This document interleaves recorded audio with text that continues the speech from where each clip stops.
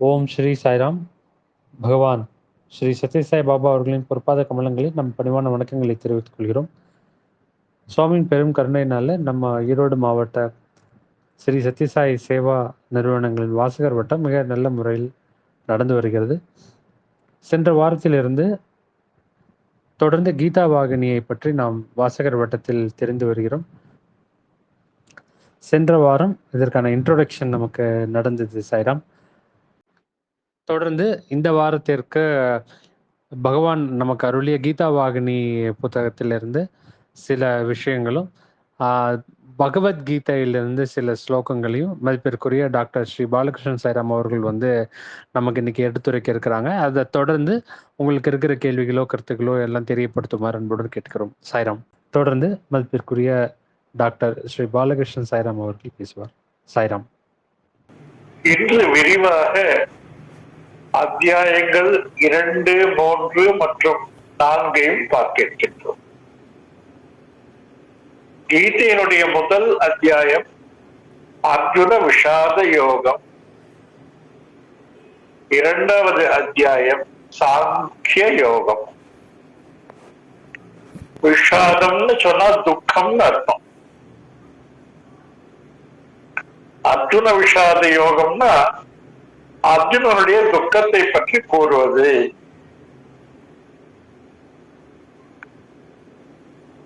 சுவாமி சொல்ற இந்த முதலாவது அத்தியாயத்தை அர்ஜுன கீதான்னே சொல்லலாம். ஏன்னா முழுக்க முழுக்க அர்ஜுனுடைய புலம்பல் தான் இருக்கு. யுத்தம் ஆரம்பிக்க போகிறது. அந்த வேளையில அர்ஜுனன் கண்ணனுக்கு கட்டளை இடுகிறான். ஒரு இருமாப்போட கட்டளை இடுகிறான்.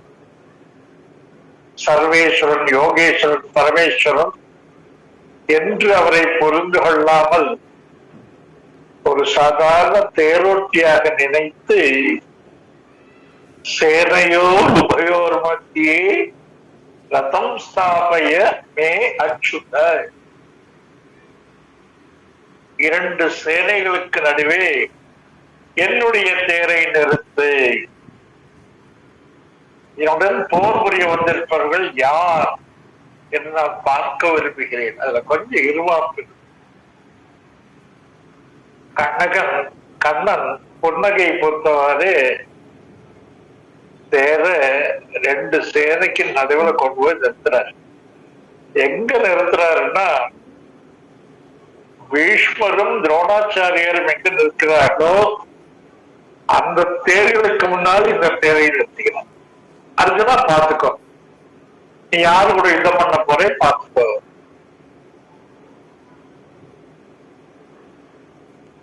எல்லாரையும் பார்த்த உடனே தாத்தா, குரு, மாமன்மார்கள், மச்சினன்மார்கள், தமையன்மார்கள், நண்பர்கள், இத்தனை பேரையும் நம்ம யுத்தம் பண்ணி கொல்ல போறோம் அப்படின்னு நினைச்ச உடனே உடம்பெல்லாம் நடுங்கிறது, நாக்கு வறண்டு போறது. அர்ஜுனுடைய காண்டியும் தழுவி கீழே விழுகிறது. நான் யுத்தம் செய்ய மாட்டேன் என்று அப்படியே உட்கார்ந்து விடுகிறான் அர்ஜுனன். இதை கேட்ட உடனே திருதராஷ்டிரனுக்கு ரொம்ப மகிழ்ச்சி. ஆஹா, யுத்தம் நடக்க போறதில்லை. யுத்தம் நடந்தால் பாண்டவர்கள் 2 குழந்தைகளை கொண்டு விடுவார்கள். நிச்சயமா யுத்தம் நடக்க போறதில்லை என்ற சந்தோஷத்தில் இருக்கான். சஞ்சய நினைச்சுக்கிறான், இவருக்கு என்ன தெரிகிறது, ஒரு தீர்க்க தரிசனமே இல்லை. பாண்டவர்கள் பக்கத்துல பரந்தாமன் பகவான் இருக்கிறார்.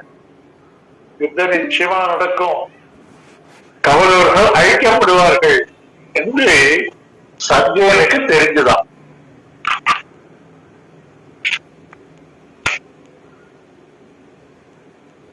அர்ஜுனன் கண்ணோரை தண்ணீர் அழனா. அப்படியே கிருப்பையா விஷ்டம், ரொம்ப இறக்கத்தால கண்ணு தண்ணி வருது அவனுக்கு. இந்த இடத்துல சுவாமி சொல்ற, ஒருத்தனை தேய் பிடிச்சு கொடுத்துட்டா அந்த பேயோடுறதுக்கு ஒருத்தர் வரணும். அதே மாதிரி இங்க அர்ஜுனனுக்கு துக்கம், பிரமை இந்த பேய் பிடிச்சிருக்கு. இத ஓட்டுறதுக்கு கண்ணன் தான் வந்து பேய் ஓட்டுற. எப்படி ஓட்டுற? ஞான யோகத்தை அவனுக்கு சொல்லுகிறான். இந்த கீதையின் அமிர்த உபதேசம் 2வது அத்தியாயத்துல 11வது ஸ்லோகத்துல இருந்து ஆரம்பிக்கு. சுவாமி கேட்கிற, ஏன் அர்ஜுனா இந்த நெருக்கடியான வேலையில உனக்கு இந்த மோசமான எண்ணங்கள்லாம் எப்படி வரும்? இந்த யுத்தம் திடீர்னு வரல. அவர்கள் ஏகப்பட்ட அநீதிகளை உங்களுக்கு ஏற்றாரு. திரௌபதியை அவமானப்படுத்தினார். பெரியவர்கள் சொல்ல மதிக்கவில்லை. நான் தூது போயிட்டு வந்தேன்.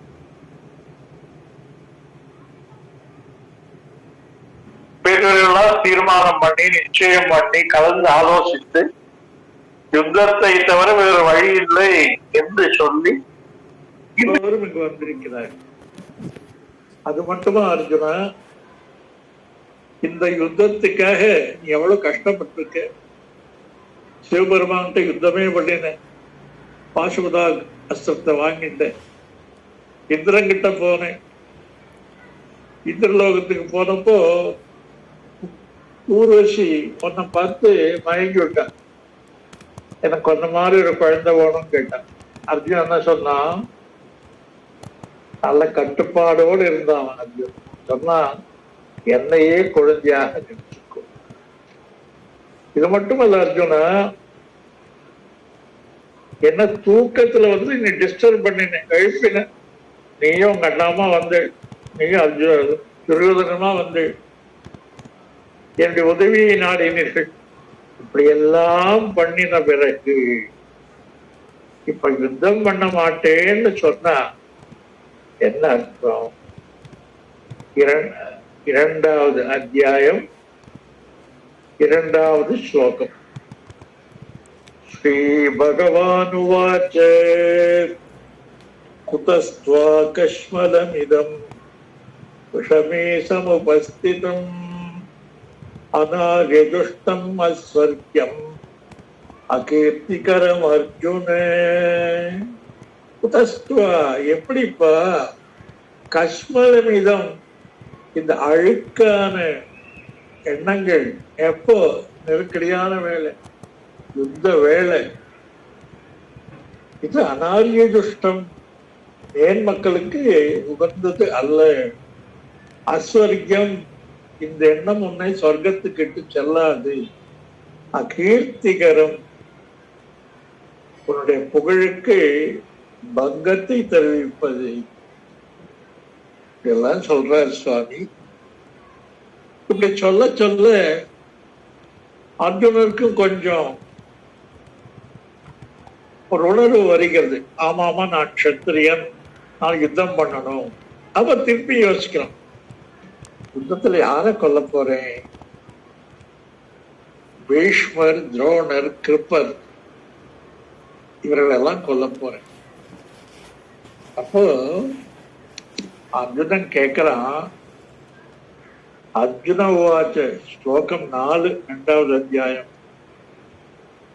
கதம் பீஷ்மமகம் சங்யே துரோணம் ச மது சூதன. கதம், எப்படி? பீஷ்மம் துரோணம் ச சங்கியே, இந்த யுத்தத்துல எப்படி கிருஷ்ணா என்னுடைய பிதாமகர் பீஷ்மரையும் குருவான துரோணரையும் குருவான குமரையும் நாம் வதிக்க முடியும் என்று கேட்கின்றார். இப்படி அர்ஜுனன் கேட்கிறான். அர்ஜுனன் நிறைய கேள்வி கேட்கிறான். கேட்டதுக்கெல்லாம் சுவாமி பதில் சொல்றேன்.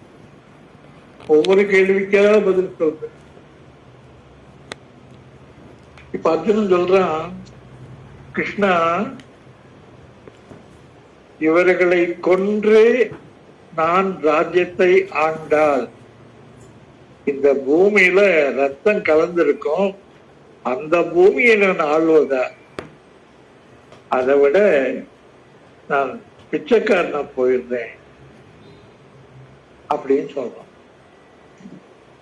சுவாமி சொல்றார், அர்ஜுனா, உனக்கு நான் ஞான யோகத்தை சொல்றேன் சொல்லி ஞான யோகத்தை சொல்ல போறேன். பேச்சுவார்த்தை அர்ஜுனனும் கிருஷ்ணனும் பேசிக்கிறான். என்ன சொன்னாலும் அர்ஜுனனுக்கு புத்தி வரதே இல்லை. கடைசியே அர்ஜுனன் என்ன பண்றான்? சரணாகதி அடைகின்றான். சரணாகதி அடைந்து ஸ்லோகம் 7 ரொம்ப முக்கியமான ஸ்லோகம்.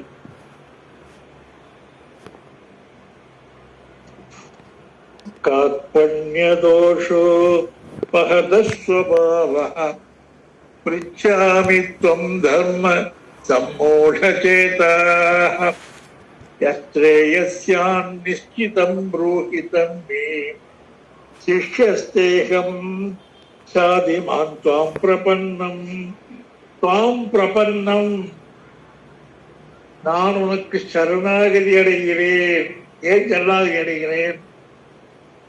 எனக்கு தப்பு சரி தர்மம் அதர்மம் ஒன்றும் புரியல. நான் குழம்பி போயிட்டேன். எனக்கு நிச்சயமா சொல்லு, எது எனக்கு ஸ்ரேயஸ கொடுக்கும்? இங்க இவன் பயன்படுத்துற வார்த்தை ஸ்ரேயஸ், பிரேயஸ் அல்ல. சுவாமி ரெண்டுக்கும் வித்தியாசம் சொல்றார். பிரேயஸ் என்பது உலகியல் விஷயங்கள். இதை அடைவதற்கு இறைவனுடைய அருள் தேவையில்லை. மனித முயற்சியினாலே பிரேயஸை அடைய முடியும். கண்ணா, எனக்கு தேவை ஸ்ரேயஸ். அப்படி என்னுடைய மனம் பேதலிச்சிருக்கிறதுனால பிரிச்சாமி துவம், நான் ஒன்ன கேட்கிறேன். அதுக்கு நீ என்ன பண்ணணும்? நிச்சிதம் புரூஹி தன்மே, எனக்கு சொல்லு, நிச்சயமா சொல்லு, எது எனக்கு நன்மையை தரும்? இந்த சரணாகதி தான் சுவாமி அர்ஜுனனுக்கு கீதையை சொன்னதுக்கு காரணமாக இருந்தது. நிறைய பேர் ஏதாவது கேள்வி கேட்கணுமேங்கிறதுக்காக கேள்வி கேட்பார்கள். ஏன் கண்ணன் அர்ஜுனனுக்கு கீதையை சொன்னான்? அந்த சொல்ற 7வது ஸ்லோகத்துல அர்ஜுனன் தான் சரணாகதி அடைகிறான். பீமனோ தர்மபுத்திரனோ துரியோதனனோ யாரும் சரணாகதி அடையவில்லை. ஒருவேளை துரியோதன் சரணாகதி அடைந்திருந்தால் துரியோதனோ ஆச்சு அப்படின்னு துரியோதனனுக்கு சுவாமி கீதையை சொல்லியிருப்பார். அர்ஜுனன் சரணாகதி அடைந்த காரணத்தினாலே அவனுக்கு கீதை உபதேசிக்கப்பட்டது. இப்ப நம்ம கேள்வி ஒண்ண பார்த்தோம். நமக்கு சுவாமி வழிகாட்ட வேண்டும் என்றால் நாம் என்ன செய்ய வேண்டும்? அர்ஜுனன் என்பவன் நம்முடைய பிரதிநிதி. நாமும் அர்ஜுனனை போல சரணாகதி அடைய வேண்டும். சுவாமி, ஐ am a big zero, you are the only hero. எனக்கு ஒண்ணும் தெரியாது.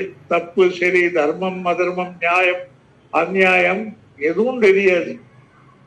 நீ வழிகாட்டுப்பா.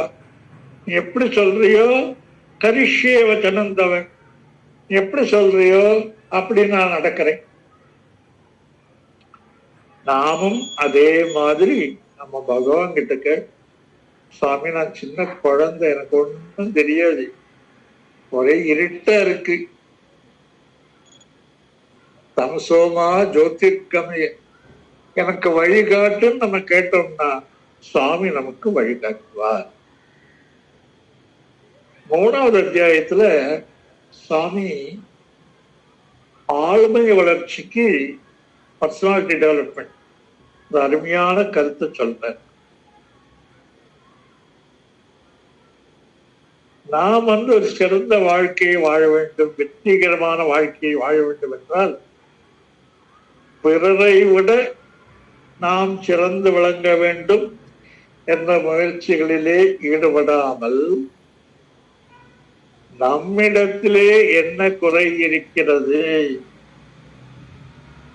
உதாரணத்துக்கு ஒருத்தர் சந்தியில பாடணும்னு நினைக்கிறது.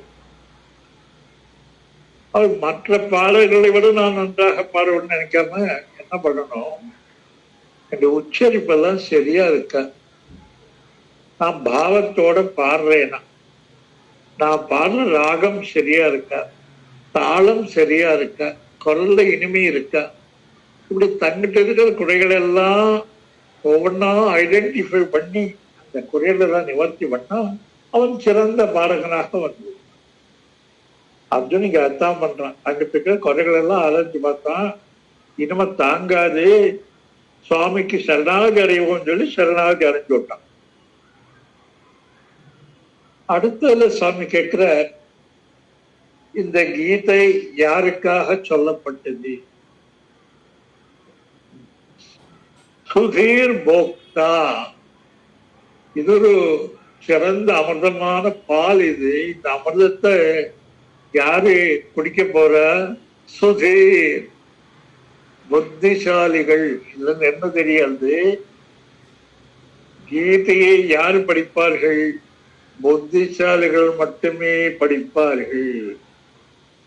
ஒருத்தன் கீதையை படிக்காட்டா என்ன அர்த்தம்? அவன் புத்திசாலி இல்லை. ஒருத்தன் கீதையை படிச்சா என்ன அர்த்தம்? அவன் புத்திசாலின்னு அர்த்தம். இன்னொன்னு சாமி அழகா எடுத்து சொல்ற, இந்த கீதை எங்கு போதிக்கப்பட்டது? ஏதாவது ஆசிரமத்திலயா, ஆத்தங்கரையில, குருகுலத்துல எங்க போதிக்கப்பட்டது? பயங்கரமான யுத்தம் நடக்க போற யுத்த பூமியில, தர்மத்துக்கும் அதர்மத்திற்கும் நடக்க போகின்ற அந்த யுத்த களத்துல போதிக்கப்பட்டது. சுவாமி சரணாகதியை பத்தி சொல்லும் பொழுது இங்க திருப்பி சொல்றார், நான் சரணாகதி சுவாமிக்கு ரொம்ப பிடிச்ச டாபிக். நம்ம என்ன பண்றோம், ஆதாரத்தை விட்டுடுறோம். ஆதாரம்னா எல்லாத்துக்கும் காரணம், கேது, உறைவிடம், பீஜம், வித்து. ஆதாரம் என்பது இறைவன், ஆதேயம் என்பது நாம் எல்லாம், உலகம், நாம பௌதிக விஷயங்கள் எல்லாம். நம்ம சாமி கையால மோதிரம் வாங்கணும், விபூதி வாங்கணும் எல்லாம் நினைக்கிறோமே தவிர சுவாமி வேணும்னு கேட்கறதே இல்லை. சுவாமி ஸ்டூடெண்ட்ஸ்க்கு நடுவில் நடந்து வர, ஒவ்வொரு பையனும் ஒவ்வொன்ன கேட்கிறான். கடைசியில சுவாமி சொல்ற, எல்லாரும் என்னென்னமோ கேட்கிறீள், யாருமே நான் வேணும் கேட்கவே இல்லை, என்ன யாரும் கேட்கல. அப்ப சரணாகதியில முக்கியமான ஒரு விஷயம் என்னன்னா, இறைவா எனக்கு நீ வேணும், வேற ஒன்னும் வேண்டாம்.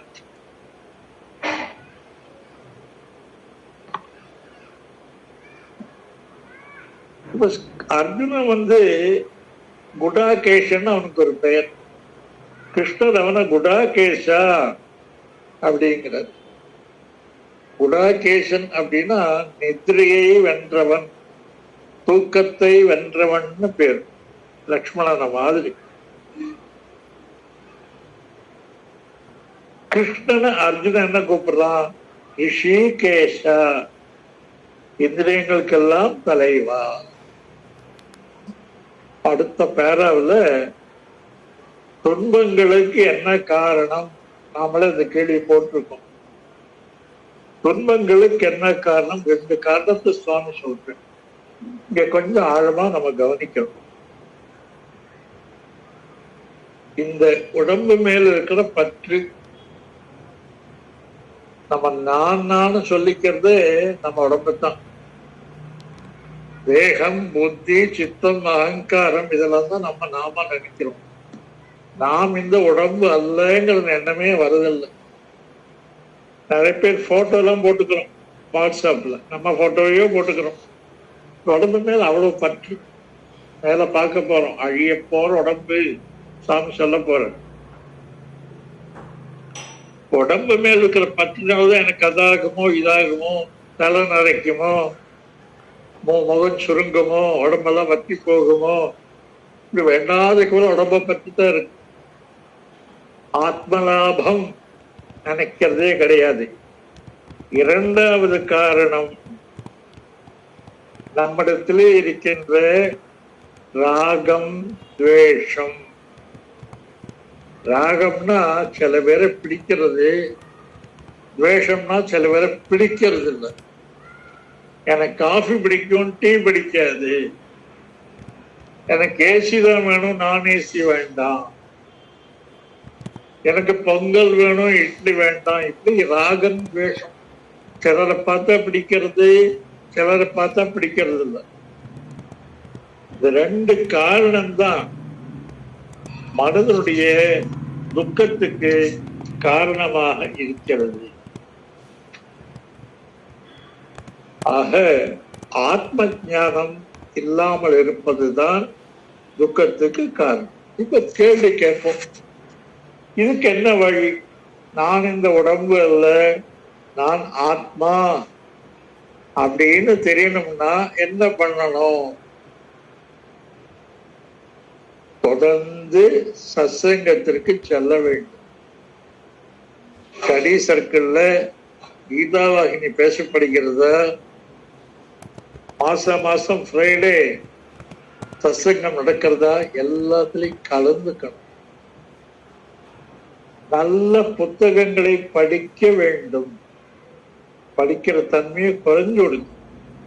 இன்னைக்கு ஸ்பீச் கொடுக்கறவங்க எல்லாம் நான் பார்க்கிறேன், வாட்ஸ்அப்பை நம்பி ஸ்பீச் கொடுக்குறேன். 10 மணி நேரம் படிச்சா ஒரு 10 நிமிஷம் பேசலாம். ஆனா நம்ம என்ன பண்றோம், 10 நிமிஷம் படிச்சு விட்டு 10 மணி நேரம் ஸ்பீச் கொடுக்கணும். சோ முதலாவதா சத்சங்கம் வேணும்.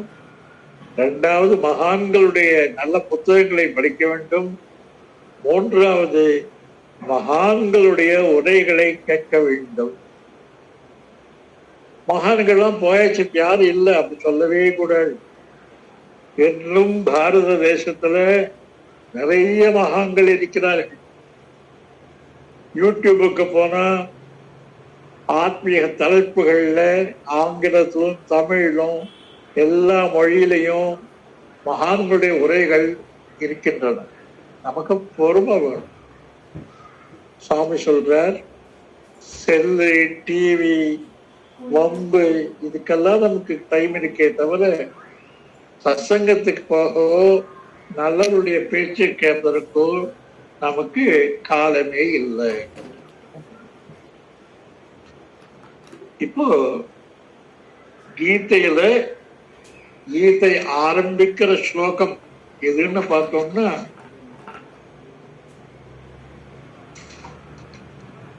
ஸ்லோகம் 11, 2வது அத்தியாயம், ஸ்லோகம் 11.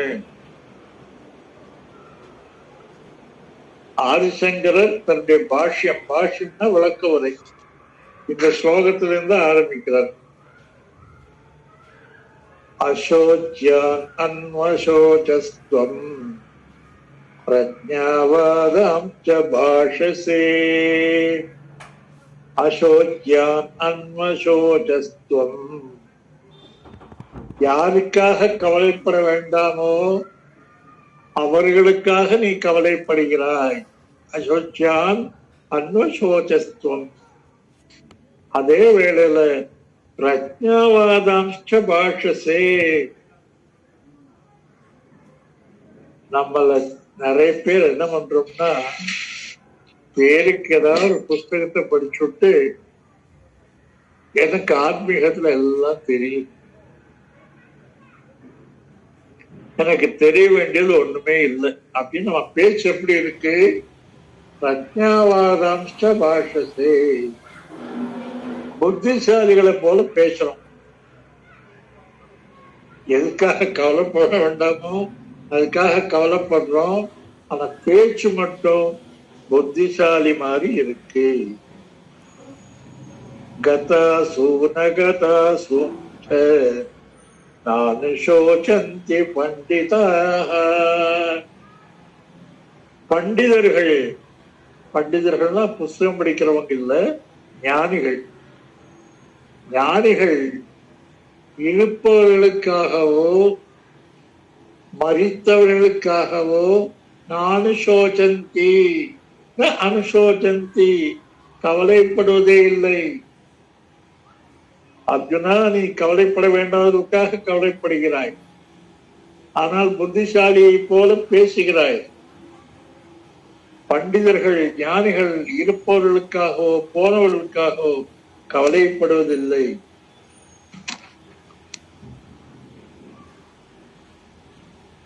இந்த 11வது ஸ்லோகம் ரொம்ப முக்கியமானது. அடுத்து சுவாமி சொல்ற, அர்ஜுனனுக்கு 2 பிரச்சனைகள். ஒரு பிரச்சனை எல்லாரும் மாதிரி இருக்கிற பிரச்சனை, பொதுவான பிரச்சனை. அது என்ன? நான் இந்த உடம்பு, பீஷ்மர் ஒரு உடம்பு, துரோணர் ஒரு உடம்பு, எல்லாம் தேகம் தேகம் தேகம் நினைச்சுக்கிறது இருக்கே, அது முதல் தப்பு.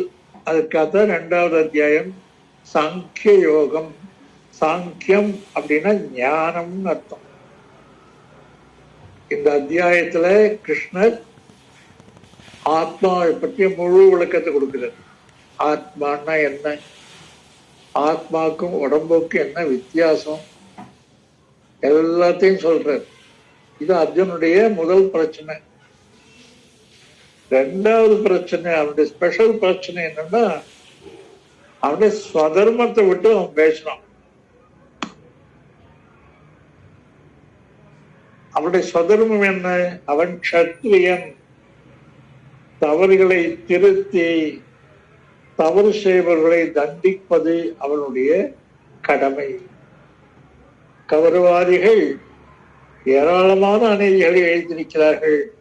அவர்களை தண்டிப்பது ஒரு ராஜா என்ற முறையில அர்ஜுனனுடைய கடமை. இப்போ அர்ஜுனா, நீ நினைக்கிற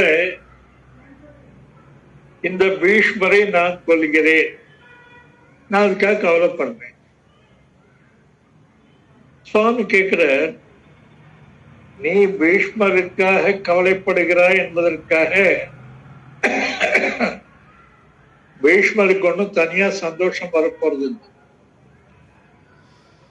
2வது, பீஷ்மரோ கிருபரோ துரோணரோ துரியோதனனோ துச்சாசனோ யாருமே யுத்த பூமி விட்டு போறேன்னு சொல்லவே இல்லை. நீ மட்டும்தான் சொல்லியிருக்க. நாளைக்கு மீச முளைக்காத பையன் கூட சொல்லுங்க, அர்ஜுனன் பார்த்தீங்களா, பேடி பைய துரியோதனுடைய படையை பார்த்து ஓடி போயிட்டான். சுவாமி அவனுக்கு இந்த ஸ்வதர்மத்தை பற்றி சொல்லுகிறார். முதல்ல ஞானத்தை பத்தி சொல்றார், 2வது ஸ்வதர்மத்தை பத்தி சொல்றார், 3வது புத்தி யோகத்தை பத்தி சொல்லுகிறார்.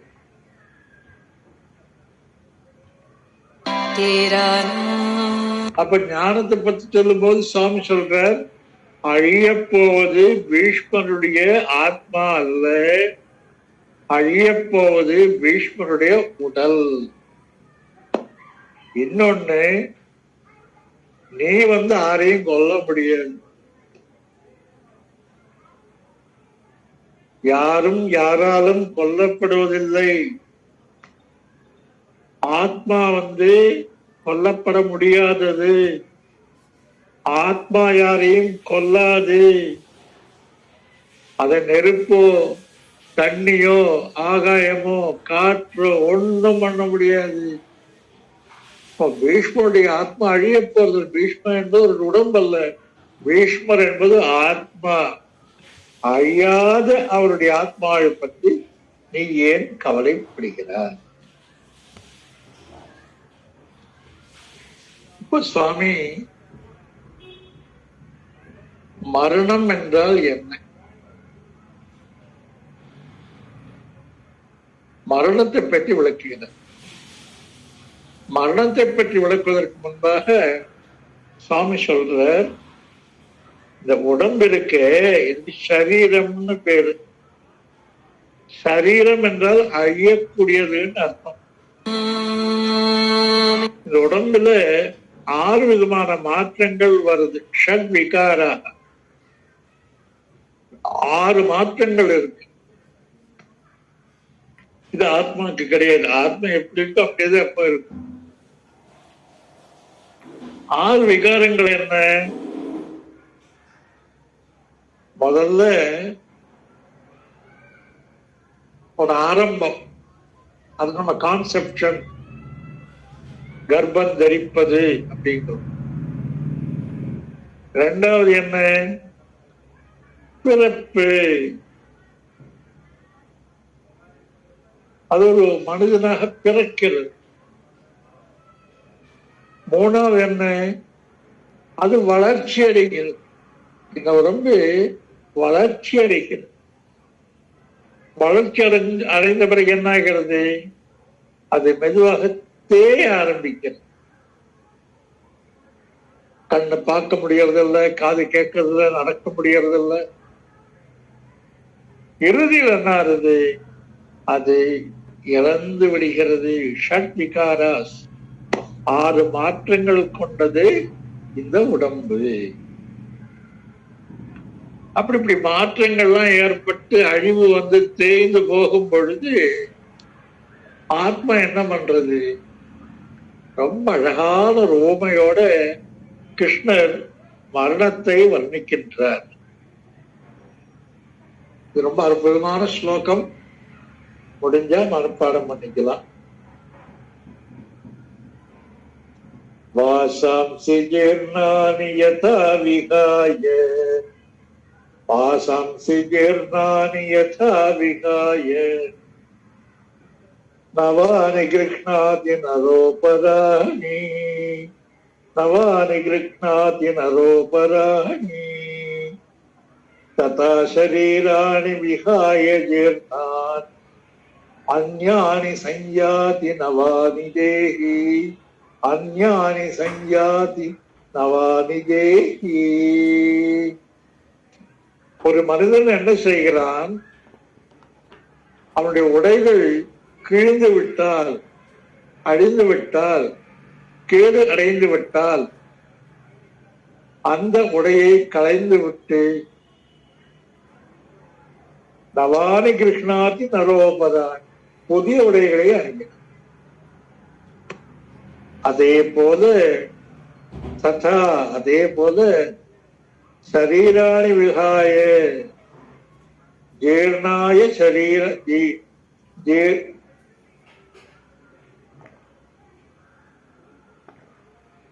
வாசாம்சி ஜீர்ணானி யதா விகாய நவானி கிருஷ்ணாதி நரோபராணி ததா ஷரீராணி விகாய ஜீர்ணான், ஜீர்ணான் ஷரீராணி, ஜீர்ணமடைந்த நலிவடைந்த சரீராணி உடம்புகளை விகாய விட்டு விட்டு அந்யானி வேறு புது சஞ்ஞாதி நவானி தேகி, இந்த தேகி இந்த ஆத்மானது புதிய உடலை எடுக்கின்றது. இதை விட அழகா மரணத்தை யாரும் சொல்ல முடியாது. ஆக இந்த மரணம் என்பது நம்ம நினைக்கிற மாதிரி கிடையாது. Natural process. மரணிப்பது ஆத்மா அல்ல, உடல் தான். புது சட்டை போட்டுக்கிறதுக்கு யாரும் அழறதில்லை. தீபாவளி வந்தா புது உடைகளை அணிகிறோம், ரொம்ப சந்தோஷத்தோடு அணிகிறோம். அதே மாதிரி ஆத்மா என்ன பண்றது? கோர் இந்த உடம்பு ஒரே வியாதியும் வெக்கியமா இருக்கு, ஒரே வீக்கா இருக்கு, கெட்டு போயிடுது, ஒரே இன்ஃபெக்ஷன், வேண்டாம் அழுகி போன உடலை விட்டு புது உடலை எடுப்பதை நாம் என்ன பண்ணணும்? We must celebrate. அப்போ இந்த மரண பயத்தை நீக்குவது எப்படி? சாமி சொல்ற, அர்ஜுனா, நீ சின்ன குழந்தையா இருந்த, அப்புறம் யூ பிகேம் எ பாய், ஒரு பையனாயிட்ட, அப்புறம் மீசெல்லாம் வந்து நீ வாலிபன் ஆயிட்டப்பா, அப்புறம் உனக்கு மத்திய வயசு 40-45 வயசு ஆச்சு, அப்புறம் என்னாச்சு? நீ கிழவன் ஆயிட்ட. ஆனா நீதாங்கிறதுல மாற்றமே இல்லை. அர்ஜுனன் என்பவன் பிறந்த போதும், குழந்தையா இருந்த போதும், பையனா இருந்த போதும், வாலிபனா இருந்த போதும், விருத்தனா இருந்த போதும் மாறுறதே இல்லை. அப்படி இந்த இதுல ஒரு கடைசி பரிணாம வளர்ச்சி என்னன்னா, உடல் அழிந்து போகுது. இந்த உண்மைய வாரம் வாரம் அடிக்கடி நம்ம தியானம் பண்ணணும். அப்படி உடம்பு அழிவது என்பது ஆத்மாவுடைய அழிவல்ல. இந்த உண்மையை தியானம் பண்ணணும், நிதித்தியாசனம் பண்ணணும். சிரவணம், மனனம், நிதித்தியாசனம். நிதித்தியாசனம் பண்ணி அதை புரிந்து கொண்டு மரண பயத்தை நீக்க வேண்டும். ஆக நம்ம இன்னைக்கு பார்த்திருக்கிறது 2, 3, 4, 4-5 ஸ்லோகத்தையும் பார்த்திருக்கோம். ஏதாவது விளக்கங்களோ கேள்விகளோ இருந்தா கேட்கலாம். சாயிரம். சாய்ராம், நீங்க ஏன் பகவத்கீதை அர்ஜுனனுக்கு கிருஷ்ணர் உபதேசித்தார், தர்மருக்கு சொல்லன்னு சொன்னீங்க. சுவாமி வந்து அதற்கு ஒரு காரணம் சொல்றார். அர்ஜுனனுக்கும் தர்மருக்கும் ஒரு வித்தியாசம் என்னன்னா, பச்சாதாபம் பூர்வாதாபங்கிற வார்த்தை யூஸ் பண்றார். தர்மர் ஒரு காரியத்தை செஞ்சுட்டு அடடா செஞ்சுட்டேன்னு வருத்தப்படுவார். பட் அர்ஜுனன் செய்வதற்கு முன்னால இதை செய்யலாமா என்ற சந்தேகம் அவனுக்கு வருகிறது. அதனாலதான் அவனுக்கு உபதேசித்தார்னு சுவாமி சொல்றார். இதை நான் படிச்சிருக்கேன் சாய்ராம், நான் சொல்ல வேண்டும் விரும்பினேன்.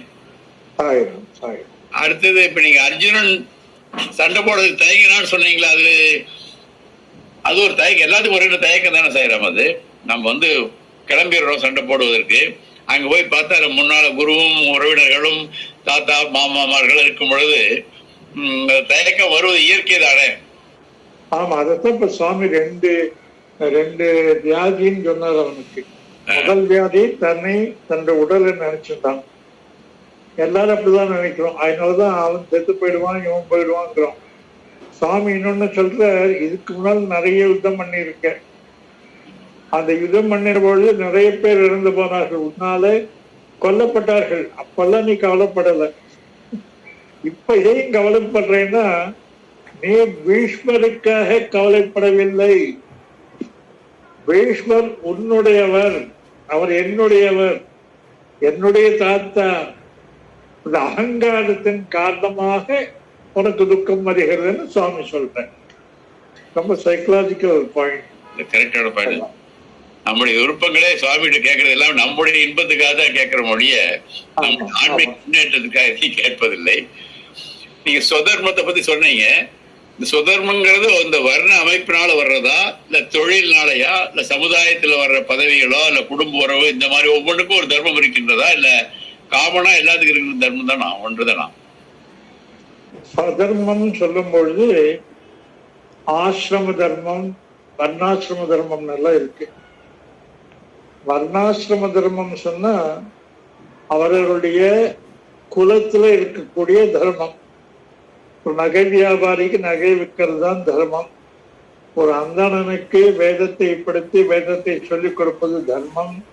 ஒரு க்ஷத்ரியனுக்கு யுத்தம் செய்வது தர்மம். இந்த காலத்துல அந்த வர்ணாசிரம தர்மம் அப்படியே நிக்கல, மாறி விடுத்து. ஒரே ஃபேமிலியில ஒரு போலீஸ் ஆபீசர் இருக்கார், ஒரு ப்ரொஃபசர் இருக்கார், ஒரு லாயர் இருக்கார், ஒரு அக்ரிகல்ச்சரிஸ்ட் இருக்கார். இப்ப நம்ம இதை எப்படி புரிஞ்சுக்கணும்னா, நாம் எந்த தொழிலை மேற்கொண்டு இருக்கின்றோமோ அதுக்கு தகுந்த தர்மத்தை நம்ம பரிபாலிக்கணும். இன்னொன்று, தர்மத்துல 2 இருக்கு. விசேஷ தர்மம், சாதாரண தர்மம். இப்ப பஸ்ல போகும் பொழுது ஒரு வயதான தாத்தா நிக்க முடியாம கஷ்டப்படுற, நீ உட்கார்ந்து இருக்க, உன்னுடைய சாதாரண தர்மம் என்ன? அவருக்கு இடம் கொடுக்கணும். இது நீ ஆணானாலும் பெண்ணானாலும் ப்ரொஃபஸர் ஆனாலும் போலீஸ் ஆபீசர் ஆனாலும் எல்லாருக்கும் இந்த தர்மம் இருக்கு. விசேஷம் என்பது நீ செய்யற தொழிலை பொறுத்து இருக்கு. நீ ஒரு ஆசிரியர் என்றால் நன்றாக படித்து பாடம் எடுக்க வேண்டும். இதனுடைய விசேஷ தர்மம்.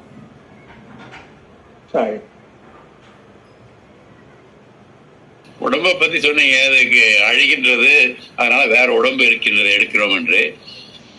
திருமூலர் உடம்பினை பாதுகாக்கணும்னு சொல்றாரு சாயிரம். உடம்பினை முன்னம் இழுக்கென்றிருந்தேன், உடம்பினுள்ளே ஒரு பொருள் கண்டேன், உடம்பினுள்ளே உத்தமன் கோயில் கொண்டான் என்று உடம்பினை யான் இருந்து ஓம்புகின்றேனே.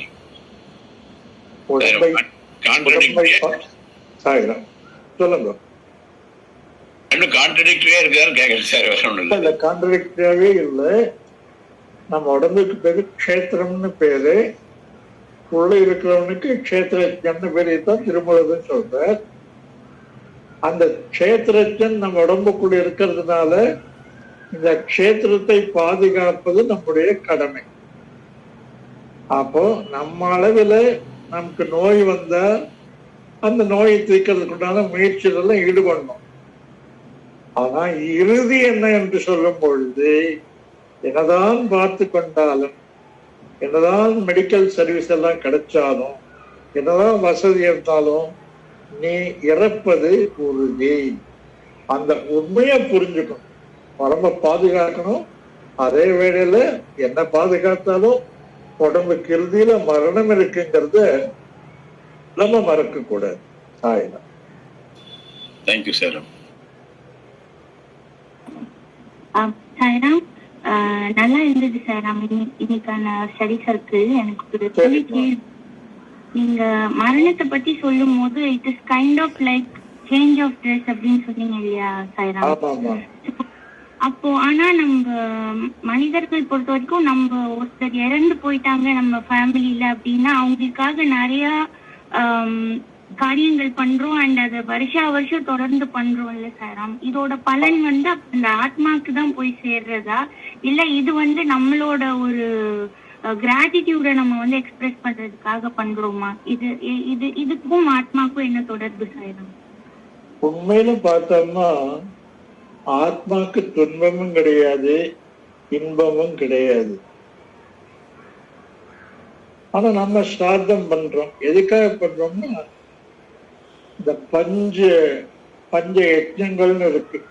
நமக்கு 5 விதமான கடன் இருக்கு. ரிஷிகளுக்கு கடன் இருக்கு, தேவரிடத்துல கடன் இருக்கு, பித்ருக்கள்கிட்ட கடன் இருக்கு. இப்ப எல்லாத்தையும் நமக்கு கடன் இருக்கு. அந்த கடனை நாம் வீட்ட வேண்டும் என்றால் நாம் அந்த திதி தர்ப்பணம் போன்றவற்றை முறையாக செய்ய வேண்டும். அப்படி செய்யும் பொழுது நமக்கு ஒரு திருப்தி கிடைக்கிறது. நாம நிச்சயமா பண்ணிட்டோம், நம்ம மூதாதையர்களுக்கு நல்ல வேண்டியதெல்லாம் செய்து விட்டோம், ஒரு ஆத்ம திருப்தி கிடைக்கிறது. நம்முடைய நன்றியின் வெளிக்காட்டு. ஆத்மா என்பது என்ன பண்ண போறது? மீண்டும் பொறுக்க போறது. அது பொறுக்கிறதுக்கு நம்ம செய்த திதியோ தர்ப்பணமோ காரணம் அல்ல. அந்த ஆத்மா எடுத்த உடல் என்னெல்லாம் தப்பும் சரியும் பண்ணித்தோ அதுக்குண்டான பலனை அது அனுபவிக்க போகிறது. மிக முக்கியமா நம்ம பார்த்தா நம்முடைய நன்றி அறிதலை காட்டுவதற்காகத்தான் இந்த தர்ப்பணம் திதி எல்லாமே. அப்படி பண்ணாவிட்டால் அது அதர்மமா போயிடும், நமக்கு ஒரு பெரிய சாபமா போயிடும். ஆத்மா சாபம் கொடுக்கிறது கிடையாது. ஆத்மாக்கு அதெல்லாம் கிடையாது. நண்பன் வேடி ஒன்றும் கிடையாது. நம்ம பண்றது அதர்மம். அதர்மத்தினால நமக்கு பலன் கிடைக்கிறது. சாயிரம்.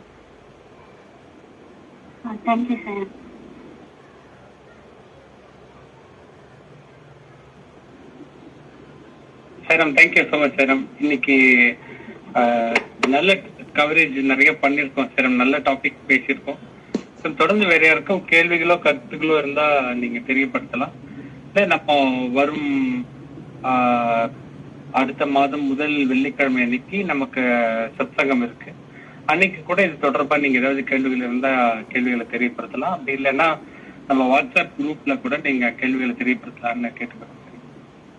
சார் இன்றைய இதை முடிச்சுக்கலாமா சார் நம்ம ஸ்டடி சர்க்கிள்? இல்ல வேற யாருக்கும் கேள்விகள் ஏதாவது இருக்கா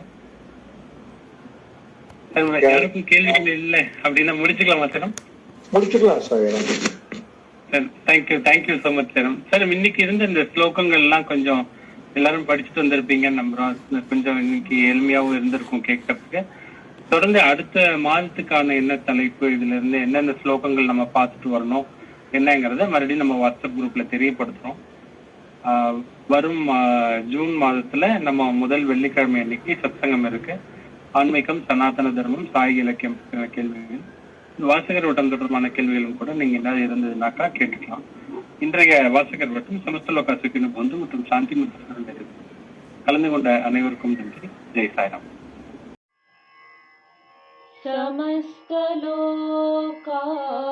समस्तलोकाः सुखिनो भवन्तु।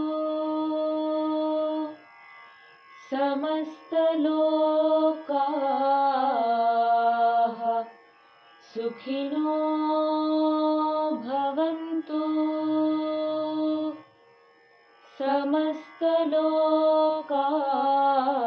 समस्तलोकाः सुखिनो भवन्तु।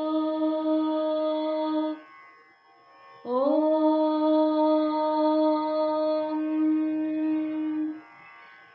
शान्ति शान्ति शान्तिः। जय बोलो भगवान श्री सत्य साई बाबा जी की जय।